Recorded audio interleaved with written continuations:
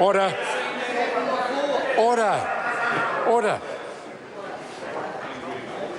Honourable members, yesterday, following points of order in question number 1, I undertook to review the Hansard. I have now done so. I have on this occasion also watched a video replay of proceedings. While the interchange between members was a robust one, there was a point at which the Prime Minister made an unparliamentary remark in saying, quote, "You back the rapists." I did not clearly hear the comment at the time because I was on my feet calling for order. When order was restored, I then admonished the Prime Minister sternly, telling him that when I rise to my feet, I expect him to resume his seat. Had I heard the remark properly, or had it been drawn to my attention at the time, I would have ruled it to be unparliamentary and required the Prime Minister to withdraw and apologise for it. Though I accept that members might have been offended by the remark, no member raised an objection at the time. Approximately 4.5 minutes later, Grant Robertson took a point of order on the remark made by the Prime Minister, claiming that those words had been repeated. There is no evidence of that remark being repeated. My rulings then addressed more the subsequent comments by the Prime Minister, which, though very robust, were not unparliamentary.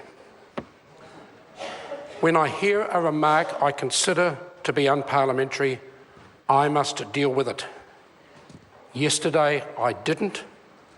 I should have. However, if I do not do so, it is always open to members to test a particular remark with the Speaker, Speaker's ruling 60/4. But I do ask that members raise unparliamentary comments or remarks at the time they were made. It is difficult to deal with them when they are raised much later. I will also take this opportunity to remind ministers of Speaker's ruling 1967. Ministers, when replying, should address the question and refrain from making comments that are not relevant to the question that was asked and without terms of abuse being part of that answer. There is one other matter of yesterday's behaviour that I wish to comment on. This debating chamber and the select committee rooms are the proper places for robust political debate to occur.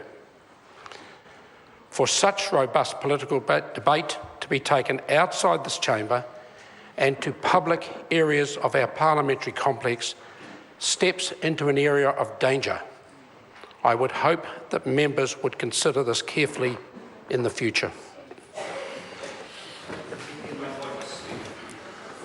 A point of order, James Shaw. Yeah, thank you for reflecting on that, Mr. Speaker. We were hoping that you would ask the Prime Minister to rise and withdraw his remark and to apologise for it. He did say on a number of occasions that he felt that not just Labour Party but opposition MPs, including Green Party MPs, were backing rapists, and I would ask that you ask him to withdraw and apologise for that comment. I gave serious thought. First of all, I disagree that there were a number of occasions which that comment was reported. As I said in my ruling, I've studied it very carefully. It was an interjection, or it was a comment, but only stated once. I cannot ask a member to withdraw subsequent to the event if it's not dealt with at the time. And we had a very example of that when only last week there were allegations made in this House which some people claimed to be racist, and I was then asked, in hindsight, for that remark to be withdrawn. I cannot do that. That's the point I'm making in my ruling. I want to deal with these matters at the time. It's important that I jump on them, but if I don't, then you as members must jump to your feet at that occasion so we can deal with it at the time, and if a withdrawal and apology is demanded, then I can exercise that. Point of order. Order. To the Leader of the Opposition, I'm on my feet. I will hear from Metiria Turei. Thank you, Mr Speaker. My point of order is just to understand the chronology. As the Hansard is printed on the parliamentary website, Marama Davison asked her oral question. The Prime Minister then responded with an answer that ended with, if those members want to protect sex offenders, rapists and murderers, go ahead. Mr Robertson then stood up to take a point of order. You dealt with a number of point of orders with Mr Robertson and Mr Hipkins, as is expected, and then I raised the exact point of order with you, saying that we took offence to that comment. There was no sooner opportunity to do that. We did so at the time, and you refused to accept it. I was hoping I'd made it more clear in my ruling. The comments to which the member then refers, I do not consider to be unparliamentary. I totally agree that the earlier comments, which I quote in my ruling, are unparliamentary. The problem with the situation yesterday is it was 4.5 minutes after those comments were made before any member suggested offence was taken. Order, Mr Speaker. A point of order. Just in reference to your ruling about what was and what was not unparliamentary, sir. In 2003, a Speaker ruled that it was unparliamentary to allege that the opposition were supporting gangs. That was under Speaker Hunt in 2003. So I find it odd to say that it is parliamentary language to say that the opposition are supporting rapists and murderers, but it is not parliamentary to say that they're supporting gangs. There are some other examples of unparliamentary language, such as angry smurf, shag spider, Barbie doll, bigot, chicken, monkeys, sewer rat and gutless have all been ruled unparliamentary. I find it extraordinary that you could say that it is parliamentary to say that members of the opposition are backing rapists and murderers. Order. I invite the member to go back and carefully study Hansard. The words that he's quoted are in fact Meteria's Turei's interpretation of the words as she felt they occurred. Order, I don't want to start by asking members to leave the chamber, but when I'm on my feet, I expect silence from all members. As I've ruled, when I interpret the other comments that were made, though robust, I do not consider they to be unparliamentary. The first comment, the one that offence was ultimately taken of, was unparliamentary. I should have dealt with it. I did not. It should have been raised with me at that time. Point of order, Mr Speaker. Fresh point of order, Chris. Mr Speaker, I just note question number 4 quotes the comment that the Prime Minister made, which you've now deemed to be unparliamentary. I just want to seek some reassurance from you that as that comment has not been withdrawn and it remains part of the parliamentary proceedings and parliamentary records, that the opposition is still able to question the Prime Minister on that and in fact quote from it, because as long as it hasn't been withdrawn, then it is still part of the parliamentary proceeding. Yes, I can give an assurance that the question is in order. Those words are now part of parliamentary proceedings, so the question can be asked. I will be hoping for a fair amount of quiet so I can very carefully listen to the answers from the Prime Minister. But if the Prime Minister intends to attempt to repeat such words, then I will be acting accordingly. Point of order, Grant Robertson. Mr Speaker, I hope I can ask for your indulgence as the member who raised the point of order to clarify a matter.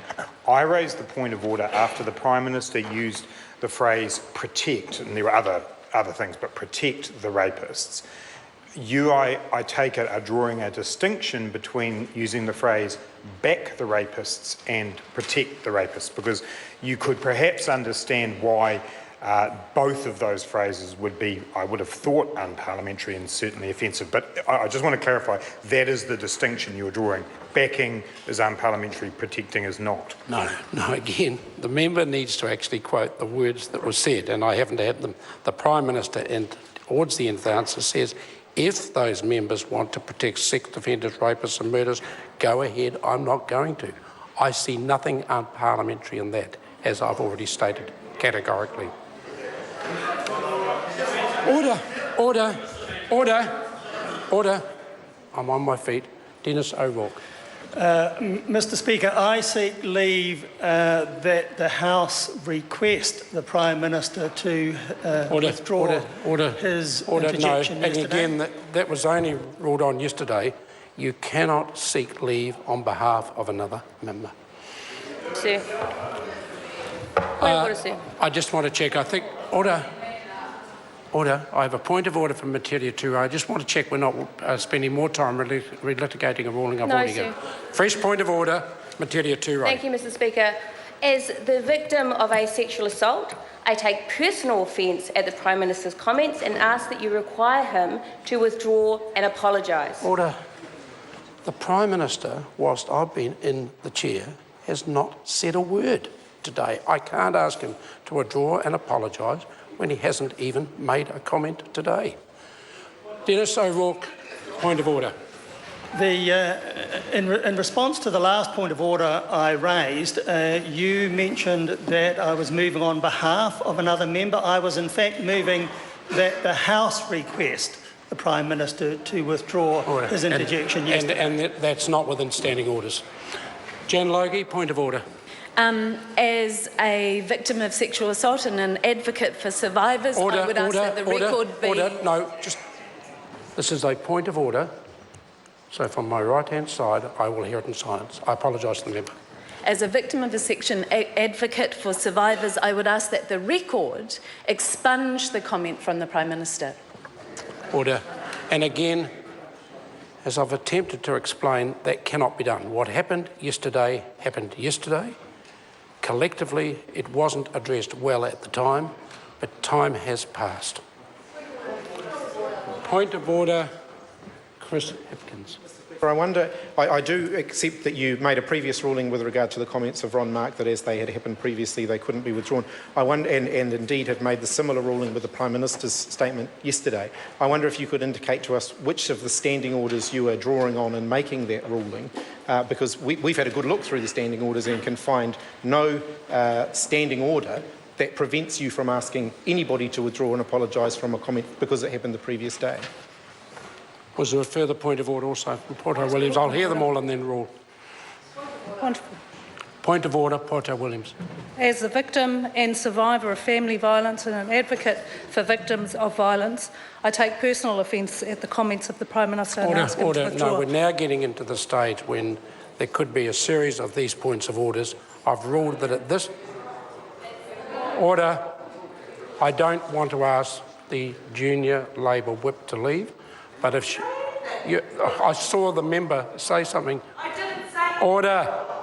The member did. I saw it. I'm trying to allow members to stay on the order. Okay.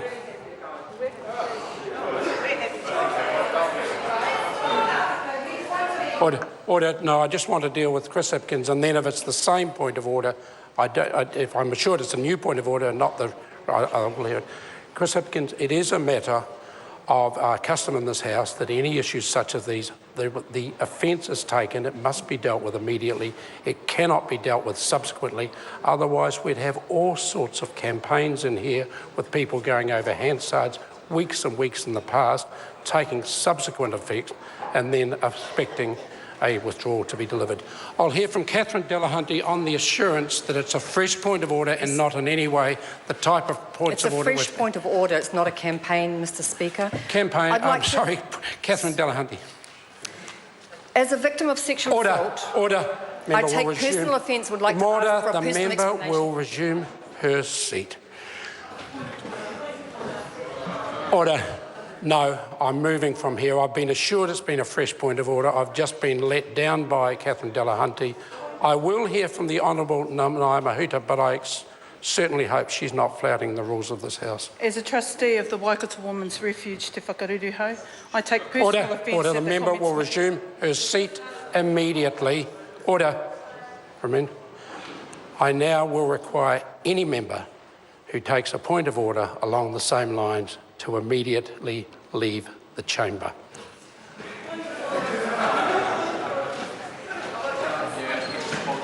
Point of order, Marama Davison. As a victim of sexual violence... Order. The member will leave the member will leave the chamber.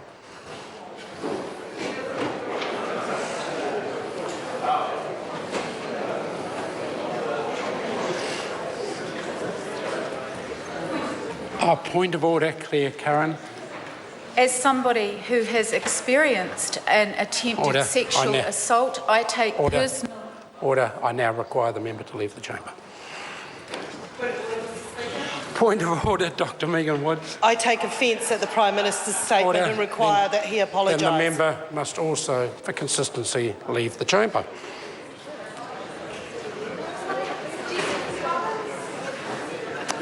Order.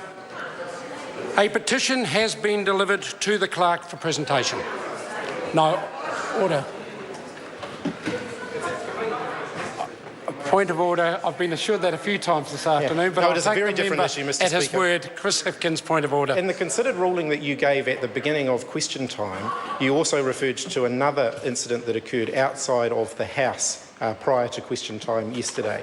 What I would like to seek from you is an assurance that no member of Parliament, whilst in a public place in the parliamentary complex, or proceeding to the debating chamber, will be in any way impeded in their parliamentary business by any security service, either parliamentary or otherwise. Order. This is a order. I'm raising a point of order. This is a point of order.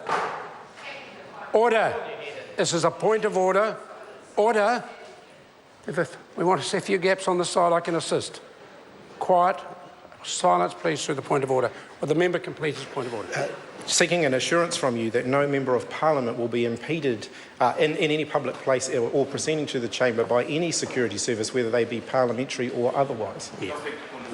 I will hear from the Honourable Simon Bridges. I accept what the member says and his seeking assurance. Of course, I also seek an assurance that other members of Parliament, while they're also coming to Parliament, are not impeded by other members of Parliament unduly and unreasonably in the way that they do their job. Okay. To order. Order.